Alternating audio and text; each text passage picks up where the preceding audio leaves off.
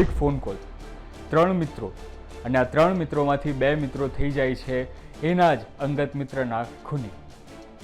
થોડી જ મિનિટોનો ખેલ, થોડા જ શબ્દોનો ખેલ અને થઈ જાય છે આ સગીર બાળકોની જિંદગીને ખરાબ કરી નાખતું આ ઘટના બની છે સુરેન્દ્રનગર. આ ઘટના જે છે તે સાંભળ્યા બાદ તમને દોસ્તી પરથી વિશ્વાસ કદાચ ઉઠી શકે છે. તમને સવાલ થશે કે કેમ આ નાના બાળકો આટલા હિંસક બની રહ્યા છે, કેમ તેઓ આટલા ઉગ્ર બની રહ્યા છે, કેમ તેમને કાયદાની કોઈ બીક નથી લાગી રહી.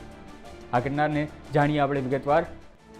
સુરેન્દ્રનગર શહેરમાં મિત્રતા, વિશ્વાસ અને ગુસ્સાનો એક ખતરનાક અંત આવ્યો છે. હત્યા, લૂંટ, મારામારી અને જૂથ અથડામણ જેવી ઘટનાઓ હવે જાણે સામાન્ય બની હોય તેવું લાગે છે. કાયદાનો ડર ઓગળતો જાય છે અને બીજી તરફ ગુનાખોરીની હિંમત વધતી જાય છે. એવો જ એક કિસ્સો છે શહેરના રતનપર વિસ્તારમાં રહેતા ધનરાજ રમેશભાઈ કુણપરાનો. ધનરાજ સગીર વયનો છે અને જેને તેના જ 2 સગીર મિત્રોએ ફોન કરીને મેક્સન સર્કલ નજીક બોલાવ્યો.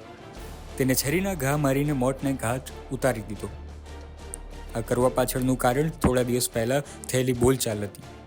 એ બોલચાલના કારણે તેમના મન દુઃખ થયું અને પછી આ સગીર યુવકના મોતનું કારણ બન્યું.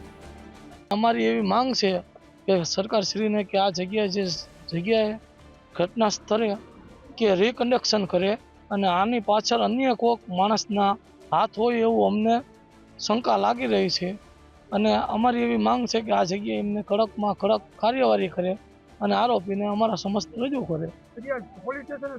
પોલીસ સ્ટેશને અમને એમ કહે છે કે આરોપીને રજૂ કરીશું. હજી કોઈ આરોપીને અમારા સમસ્ત રજૂ કર્યા નથી અને પોલીસ ખાતું અમને કોઈ સાથ સપોર્ટ દેતું નથી. આરોપી અમને એવું છે કે 2 આરોપી અત્યારે હાજરમાં છે અને બીજા 3 એક ફરાર હોય એવું અમને દેખાઈ રહ્યું છે, પણ પોલીસ ખાતું અમારા સમસ્ત કોઈ આરોપીને હજી ધરપકડ કરેલ નથી. આ બનાવનું કારણ તમને ખબર છે? બનાવનું કારણ એવું છે કે અમારા છોકરાને ભાણાને અમારા બોલાવ્યો કે આવો તમે અહીં અને અમારે તમારી ભેગો અમારે લપ કરવી છે. આવું બનાવનું કારણ આ દર્શાય છે. જે આ કાર્યવાહી ચાલુ છે એમાં અમારા દીકરાને એની એકેય છોકરાની રજૂઆત નથી કરી જેને ખૂન કર્યું છે એને. તો અમારી માંગ એવી છે કે અમે 3 વાગ્યાના અહીંયા બેઠા છીએ તો અહીંયા એકેય રજૂઆત નથી કરી.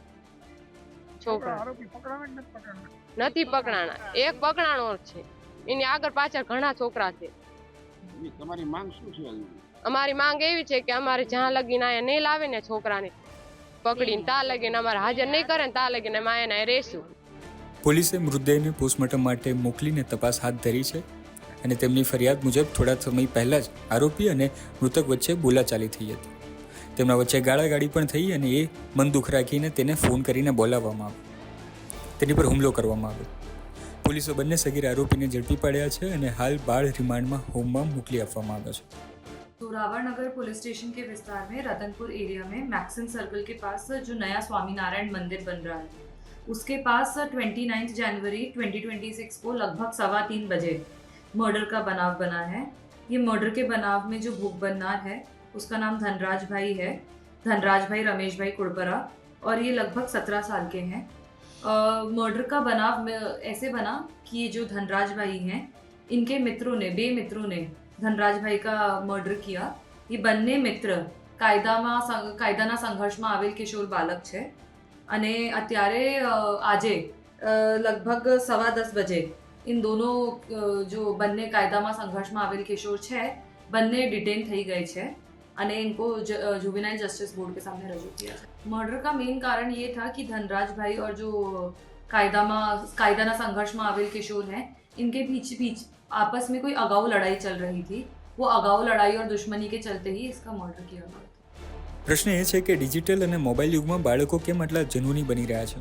આ ઘટના એકમાત્ર ક્રાઇમ સ્ટોરી નથી, પરંતુ સમાજ માટે ચેતવણી છે કે તેમના હાથમાં મોબાઈલ છે કે હથિયાર.